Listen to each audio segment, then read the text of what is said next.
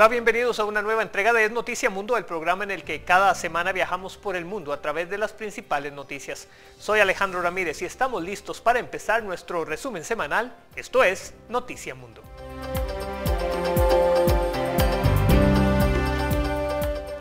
Los líderes de las mayores economías del mundo llegaron a Buenos Aires para la cumbre del G20.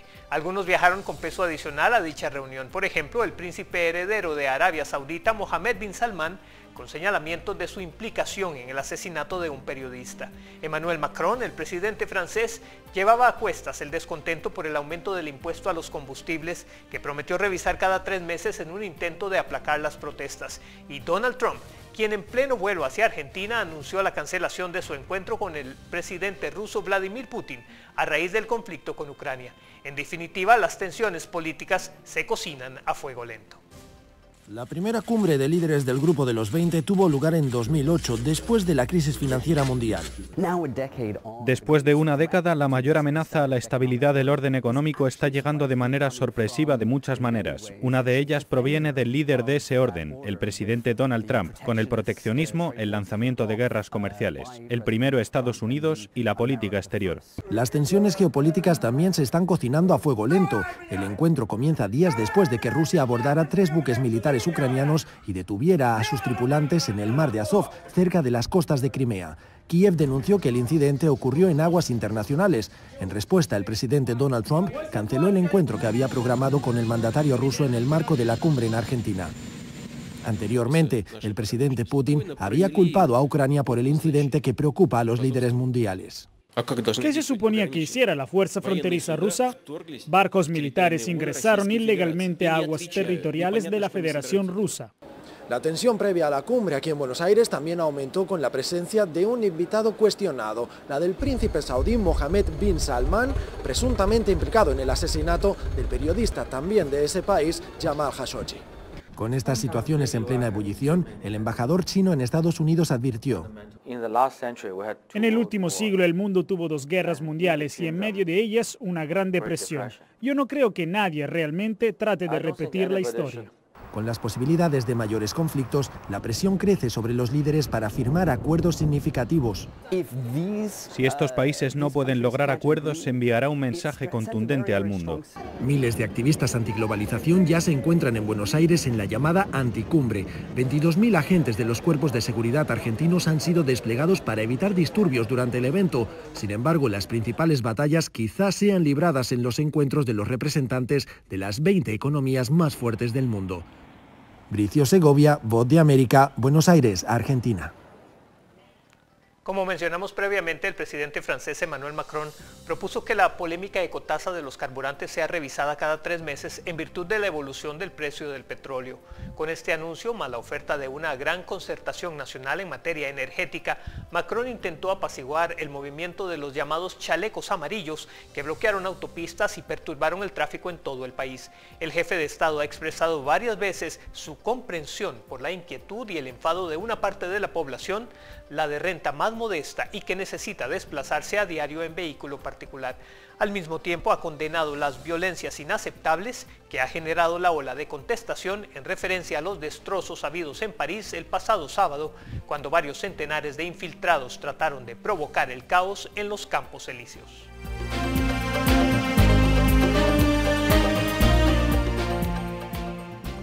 Antes de su viaje a Argentina para la cumbre del G20, el presidente de China, Xi Jinping, y su esposa Pen Liyuan protagonizaron la primera visita de Estado de un mandatario asiático a España, donde fueron recibidos por los reyes de España con una solemne ceremonia en el Palacio Real de Madrid. De acuerdo con el nuevo protocolo de bienvenidas oficiales en visitas de máximo nivel que se estrenó en 2017 con el argentino Mauricio Macri, la Guardia Real escoltó y rindió honores a Xi Jinping en la Plaza de la Armería. Los reyes saludaron a sus invitados al pie del automóvil y tras un primer intercambio de impresiones, la interpretación de los himnos nacionales y el disparo de 21 salvas de ordenanza por 4 piezas de artillería, Felipe VI y Xi Jinping pasaron revista a una agrupación militar de honores. Decenas de chinos con banderas de su país y pancartas rojas de bienvenida a España le dieron la bienvenida a España, país en el que residen y trabajan más de 200.000 compatriotas, saludando al presidente asiático.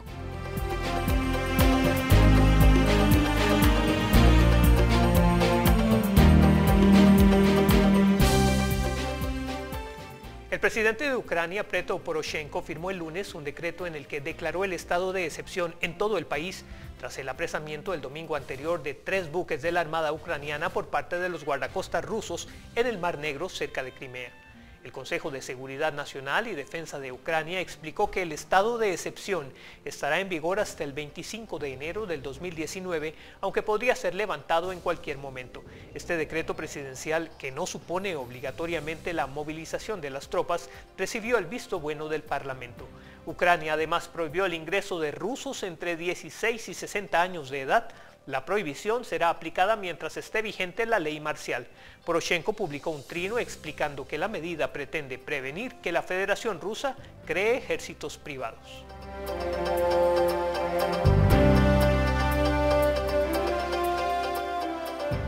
El Departamento Forestal y de Protección contra Incendios de California informó que finalmente el incendio más mortífero de la historia del estado se encuentra ya totalmente bajo control.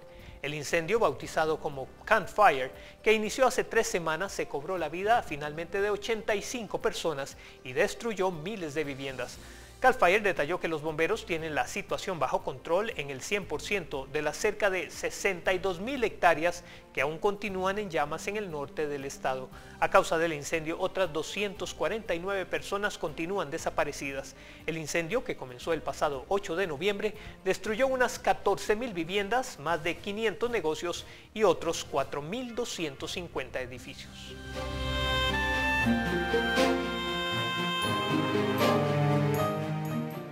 Al menos 716 personas resultaron heridas, la mayoría de levedad, tras el sismo del domingo anterior en el oeste de Irán, que no provocó grandes daños materiales. Según el Servicio Nacional de Urgencias, solo 33 heridos de gravedad fueron recluidos en los hospitales.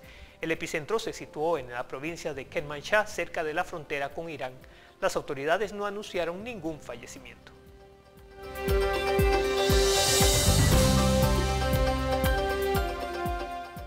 145 ballenas murieron en Nueva Zelanda luego de quedarse varadas el fin de semana en la isla Stewart, en el extremo sur del país. Un excursionista alertó a las autoridades sobre la situación de las ballenas que quedaron varadas en la bahía Mason.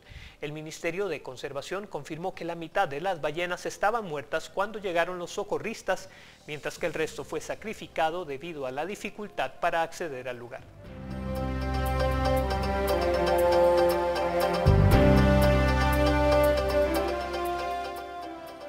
La NASA difundió una nueva foto del módulo InSight en la superficie marciana tras el exitoso aterrizaje del lunes anterior. Hay una belleza tranquila aquí, no veo la hora de explorar mi nueva casa, fue el mensaje difundido a través de la red Twitter de la misión. El propósito de la nave es estudiar el corazón de Marte, estudiar el interior y la composición del llamado planeta rojo.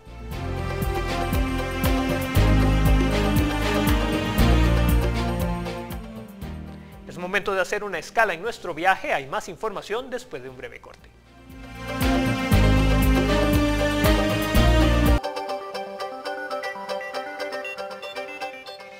Avanzamos con nuestro resumen con las principales noticias internacionales de esta semana. A pesar del más reciente informe respecto a los posibles efectos negativos en Estados Unidos y el mundo a raíz del cambio climático, el presidente Trump continúa negando esa posibilidad. Investigaciones sugieren que el cambio climático afectará el comportamiento de los desastres naturales, al igual que otros aspectos importantes para la economía de los Estados Unidos. Los incendios mortales de este año y los monstruosos huracanes serían las señales de lo que sucederá cada vez más en el futuro, según un informe publicado por 13 agencias federales de Estados Unidos. Los científicos del gobierno advierten que el impacto del cambio climático está aumentando y que están creciendo las amenazas relacionadas con el clima, las cuales ponen en riesgo el bienestar físico, social y económico de Estados Unidos de costa a costa. En el pasado, el presidente Trump ha llamado el cambio climático un engaño y ha revertido diferentes normativas ambientales, tuiteando apenas la semana pasada sobre la ola de frío en la costa este. ¿Qué pasó con el cambio climático? Pero los mismos científicos de la administración Trump avisan que una inmediata e importante intervención es necesaria ahora para evitar daños sustanciales a la economía, el medio ambiente y la salud humana en Estados Unidos. Entre las predicciones del informe y los posibles peores escenarios, el Producto Interno Bruto bajará de un 10% antes del fin del siglo, llevando a pérdidas de miles de millones de dólares. En el sudeste habrá huracanes más fuertes e inundaciones más frecuentes. En el medio oeste ocurrirá una catástrofe agrícola debido al calor extremo y llevará a la destrucción de cultivos. Y en el oeste el peligro de incendios forestales aumentará. Estamos en un cambio climático extremo. En este momento no controlamos el clima, estamos haciendo todo lo posible para prevenir incidentes, mitigarlos y salvar vidas. El presidente vio personalmente los efectos en California. ¿El hecho de ver esta devastación cambia su opinión sobre el cambio climático, señor presidente? No. La Casa Blanca rechazó el resultado del informe, afirmando que las conclusiones de los científicos del gobierno se basan en su mayoría en los escenarios más extremos. Jacopo Luzzi, Voz de América, Washington. Como mencionaba en la nota anterior, el presidente de Estados Unidos contradijo este reciente informe de su gobierno al afirmar que no cree que el cambio climático pueda tener un impacto negativo en la economía de Estados Unidos en las próximas décadas. Trump no cree que los resultados del informe oficial, que estima que si no se toman medidas para cambiar las tendencias climáticas actuales, las consecuencias podrían costarle cientos de miles de millones de dólares al país. La Casa Blanca estaba obligada por orden del Congreso a publicar esa evaluación de los efectos del clima y, según múltiples informes de prensa, decidió retrasar su divulgación hasta el Viernes Negro, con la aparente expectativa de que pasara desapercibido, dado que era el día siguiente a la festividad de Acción de Gracias en los Estados Unidos.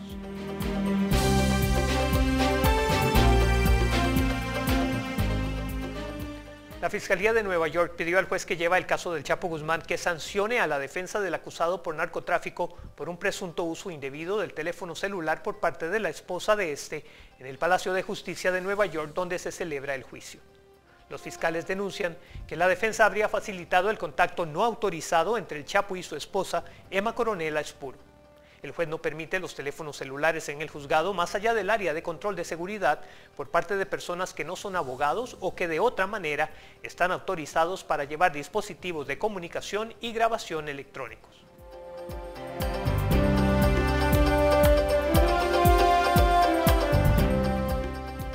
La sentencia de 10 años de cárcel para el extesorero del gobierno de Venezuela, Alejandro Andrade, genera expectativas sobre posibles investigaciones a futuro sobre corrupción por parte de la justicia federal en Estados Unidos. Dirigentes políticos coinciden en que las averiguaciones seguirán develando esquemas de irregularidades con tramas millonarias. En la Corte Federal de West Palm Beach, en Florida, fue sentenciado a 10 años de prisión Alejandro Andrade tras declararse culpable por el lavado de al menos $1.000 millones procedentes de un esquema de sobornos vinculados al sistema financiero y al gobierno de Venezuela. Donde se robó más de $1.000 millones por darle negocios a otras personas, y lo que yo destaco es que se da acá porque en Venezuela no hay justicia. Carlos Vecchio, dirigente político del partido Voluntad Popular, estuvo en el juzgado durante la audiencia de sentencia contra Andrade. En entrevista con La Voz de América, expresó indignación por la confirmación del desfalco del dinero de los venezolanos relatado en la corte. Ver cómo se ha saqueado nuestro país, y al final del día quien termina pagando el sufrimiento y la crisis son los venezolanos, porque mientras yo escuchaba allí esa danza de millones de dólares que se robaron, me venía a mi mente el rostro de venezolanos que han muerto o venezolanos que tienen que salir y huir de nuestro país. Andrade pagó una fianza de $1 millón y debe presentarse ante la justicia el 25 de febrero para iniciar su condena. Para el abogado penalista Juan de Jesús González, la condena puede variar si el acusado proporciona información a la Fiscalía sobre tramas de corrupción que involucren a otros supuestos empresarios. La ley federal permite que se le reduzcan la sentencia a ciertas personas cuando hay cooperación que ellos se teman sustancial. Eso quiere decir que tiene que tener resultado la cooperación. Sin embargo, por tratarse de un caso de corrupción internacional, tal vez no se logre un acuerdo. José Pernalete, Voz de América, West Palm Beach. Hay más noticias relacionadas con Venezuela. La ONU facilitó ayuda para atender una crisis humanitaria que continúa siendo negada por el régimen de Nicolás Maduro. Volvemos con este tema tras una breve pausa.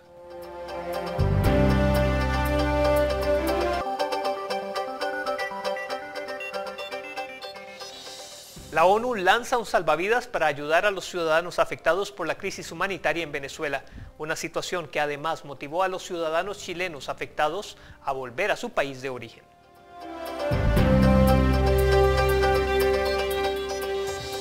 La ONU otorgó 9.2 millones de dólares en fondos de emergencia para Venezuela.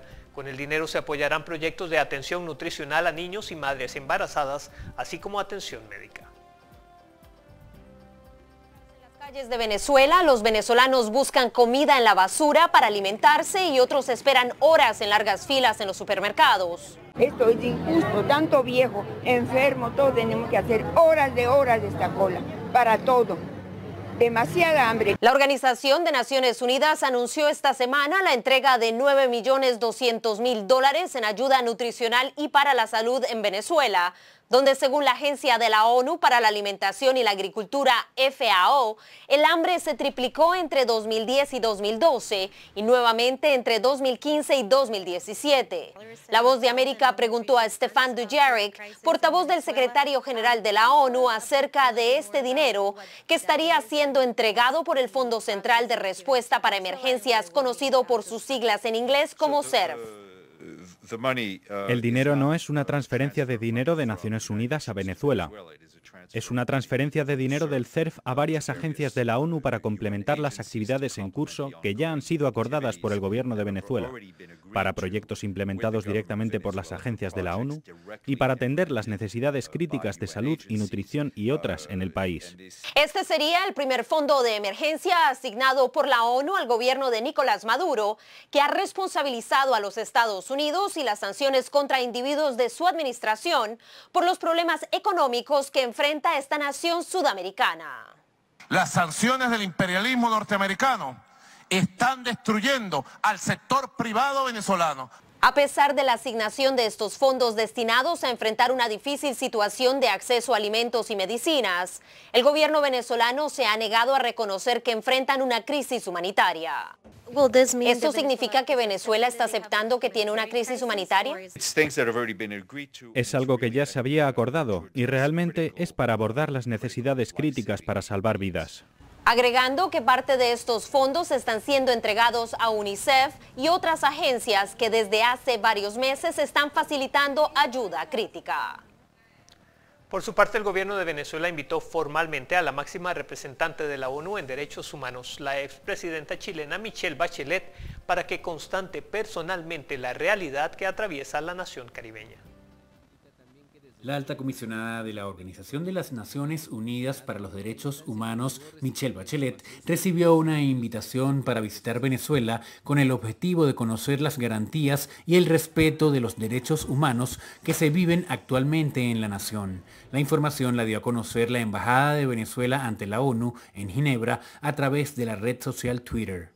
A este respecto, la dirigente opositora María Corina Machado, en diálogo con La Voz de América, catalogó como positiva la posible visita de la alta comisionada de Derechos Humanos de la ONU, Michelle Bachelet, a territorio venezolano, aunque espera que se pueda reunir con todos los sectores afectados. Mira, así será la presión que hay sobre el régimen de Nicolás Maduro para que accedan a esta invitación y este anuncio. Y más aún, le ofrecemos nosotros una agenda de visita. Una agenda de visita que empiece, por ejemplo, por La Tumba, una de las cárceles políticas más crueles, yo diría que hay en el mundo, que vaya a las cárceles de presos comunes que son depósitos de seres humanos. El legislador opositor Juan Guaidó, por su parte, aseguró que la visita de Bachelet es el reconocimiento de la crisis en el país por parte de la comunidad internacional. La bienvenida o la visita, posible visita de Michelle Bachelet en Venezuela debería ahondar en ese informe que exigió la plenaria incluso de Naciones Unidas, para ahondar en materia de la necesidad urgente de una solución política al conflicto en Venezuela. La funcionaria del Organismo Mundial informó que indagará sobre las condiciones en que vive la sociedad y agregó que en la visita espera poder reunirse con todas las partes, gobierno, oposición y las víctimas del conflicto social y de la crisis humanitaria. La Cancillería venezolana indicó que en los próximos días definirán la fecha de la visita, la cual será en 2019. Álvaro Algarra, Voz de América, Caracas. El presidente chileno Sebastián Piñera recibió el miércoles a 99 chilenos que residían en Venezuela y que regresaron a su país en un vuelo de las Fuerzas Armadas. El mandatario agradeció a las autoridades consulares venezolanas la ayuda prestada para llevar de regreso a sus compatriotas que se encontraban en ese país en situación de vulnerabilidad. Muchos de los que viajaron vivían en Venezuela desde hace casi 40 años o más y desde ese entonces no habían vuelto a Chile. Piñera les aseguró que su gobierno hará lo posible para llevar al país a familiares de ellos que aún permanecen en Venezuela. La Cancillería indicó que en Venezuela reside la octava comunidad de chilenos en el mundo, con un total de 23.355 ciudadanos, según el segundo registro de chilenos en el exterior.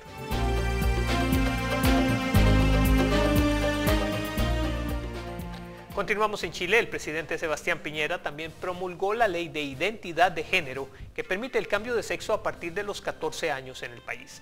Tras 5 años de debate en el Congreso, el gobierno puso en vigencia esta ley que permitirá a la población trans de Chile cambiar su nombre y sexo en su documentación de identidad.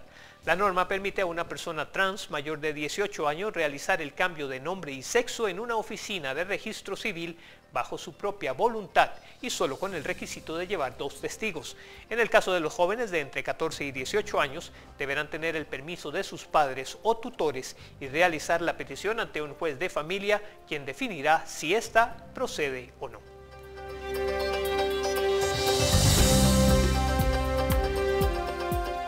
Un niño argentino de 7 años fue el protagonista en la audiencia general del Papa Francisco al acceder al escenario del aula Pablo VI para jugar durante algunos minutos. El pequeño travieso estaba sentado en las primeras filas de la sala donde se sitúan los enfermos y en un momento determinado escapó de su madre y subió a la zona donde estaba sentado el pontífice celebrando la audiencia y se puso a jugar alrededor de uno de los guardas suizos y a correr por ese espacio. Luego se acercó al Papa y este le pidió que le diese un beso. La madre se aproximó con la intención de llevarse al niño a su sitio, pero no pudo y explicó al pontífice que eran argentinos y que el niño tenía un grave autismo que le impedía hablar. El Papa hizo una broma al decir que era argentino y por tanto indisciplinado. Posteriormente también subió al escenario una niña que se acercó a jugar con el pequeño.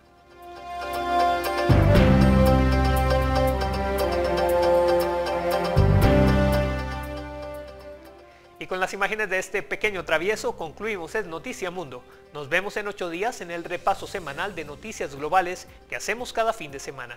Soy Alejandro Ramírez, gracias, hasta la próxima.